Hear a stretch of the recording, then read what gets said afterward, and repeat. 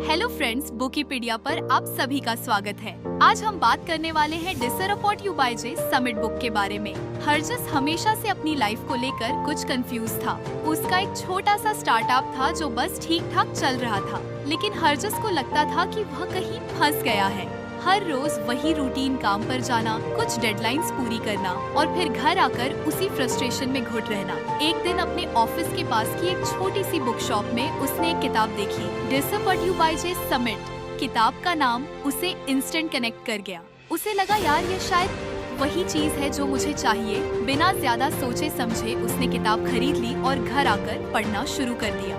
पहला चैप्टर शुरू हुआ, embrace change as an opportunity. Harjas ने पढ़ना शुरू किया और महसूस किया कि यह चैप्टर जैसे उसी की कहानी सुना जाए। समिट ने लिखा था कि हर डिसअपॉइंटमेंट एक अपॉर्चुनिटी है, एक मौका है चीजों को डिफरेंटली देखने का। लेकिन हरजस को लगा यार ये तो कहना इजी है, करना मुश्किल।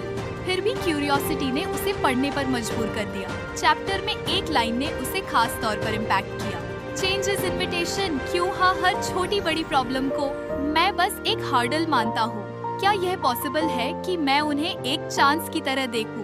अगले दिन ऑफिस में उसे पहला मौका मिला इस नए माइंडसेट को अप्लाई करने का। उसका एक बड़ा क्लाइंट लास्ट मिनट पर डील कैंसिल करने की बात करने लगा। पहले तो हरजस पैनिक मोड में चला गया, लेकिन फिर उसने जे समिट की बात याद की। उसने खुद से कहा मे बी यह भी एक अपॉर्चुनिटी है कुछ नया एक्सप्लोर करने की। उसने कामली क्लाइंट से बात की, उसकी प्रॉब्लम्स को समझा और डील को स्लाइटली मॉडिफाई करने का सजेशन दिया।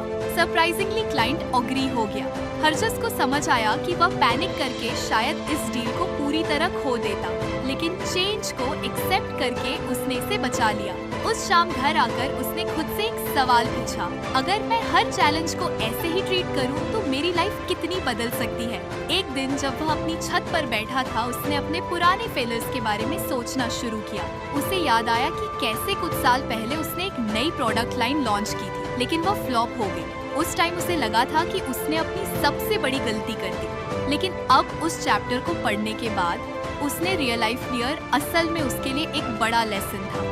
उसने सीखा था कि कस्टमर्स की सही नीड समझे बिना कोई प्रोडक्ट बनाना बेवकूफ़ी है। उसने खुद से वादा किया कि वह अब अपने हर फेलियर को एक लेसन की तरह देखेगा।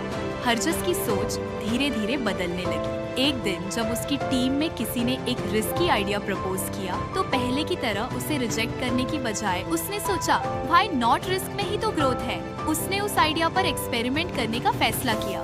भले ही वह आइडिया पूरी तरह काम ना आया हो, लेकिन टीम ने उस प्रोसेस में कई नई चीजें सीखी। हरजस को लगा कि शायद यही डिसअपॉइंटमेंट का असली मीनिंग है, एक ऐसी माइंडसेट डेवलप करना जो हर फेलियर और हर चैलेंज में ग्रोथ देख सके। इस बीच हरजस की पर्सनल लाइफ भी धीरे धीरे बदल रही थी। वह पहले छोटी छोटी चीजों को लेकर बहुत अपसेट हो जाता था, जैसे अगर कोई प्लान कैंसिल हो जाए या ट्रैफिक में फंस जाए तो उसका पूरा मूड खराब हो जाता था। लेकिन अब उसने इन चीजों को डिफरेंटली देखना शुरू कर दिया। एक दिन जब उसका दोस्त अचानक किसी काम की वजह से मिलने नहीं आ पाया, तो पहले वह अनय होता, लेकिन अब उसने सोचा चलो इस फ्री टाइम का यूज कुछ नया सीखने में करते हैं। उसने अपना लैपटॉप उठाया और ऑनलाइन कोडिंग क्लास ज्वाइन कर ली, जो वह लंबे समय से टाल रहा था। धीरे धीरे हरजस ने महसूस किया कि उसकी माइंडसेट शिफ्ट हो रही है। उसे अब डर नहीं लगता था कि अगर कुछ गलत हुआ तो क्या होगा, बल्कि वह ये सोचने लगा कि अगर ये गलती हुई तो मुझे क्या नया सीखने को मिलेगा। किताब के उस पहले चैप्टर ने उसकी लाइफ का पर्सपेक्टिव बदल दिया था। उसने खुद से कहा यार अगर एक चैप्टर से इतना इम्पैक्ट हो सकता है तो पूरी किताब पढ़ने के बाद क्या होगा। अब हरजस के लिए हर दिन एक नए एडवेंचर की तरह था। वह पहले जैसी बोरिंग रूटीन में नहीं फंसा था। हर दिन उसे लगता था कि उसे कुछ नया ट्राई करना है, कुछ नया सीखना है। उसने अपनी टीम को भी इनकरेज करना शुरू किया कि वह भी नए आइडियाज लेकर आए।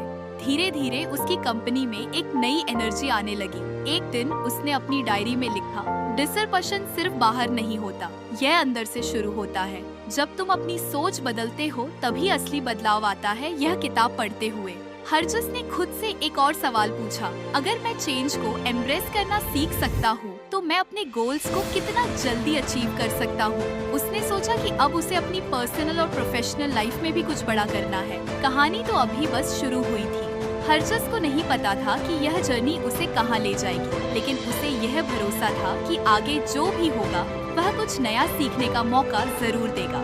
हरजस का नया रूटीन अब किताब पढ़ने और उसे अपनी लाइफ में अप्लाई करने का बन गया था। हर दिन वह कुछ न कुछ नया सीखने और एक्सप्लोर करने के लिए उत्साहित रहता था। पहला चैप्टर पढ़ने और उसे प्रैक्टिकली अप्लाई करने के बाद उसने महसूस किया था कि असली बदलाव माइंडसेट में होता है। अब वह अगले चैप्टर पर आया, कंडक्ट हरो सेल्फ असेसमेंट। अगर आपको हमारी फ्री समरी अच्छी लगती है तो आप हमारे चैनल को सब्सक्राइब कर सकते हैं, हमारी मेंबरशिप खरीद सकते हैं या हमें यूपीआई के थ्रू सपोर्ट कर सकते हैं। अब समरी पर वापस चलते हैं। जे समिट ने लिखा था कि असली ग्रोथ के लिए सबसे जरूरी है कि इंसान खुद को समझे, अपनी स्ट्रेंथ, वीकनेसेस और वह स्किल्स जो उसे सच में एक्साइट करती है। हार्जस ने इस कॉन्सेप्ट को पढ़ते ही सोचा, यार यह तो सही बात है, मैं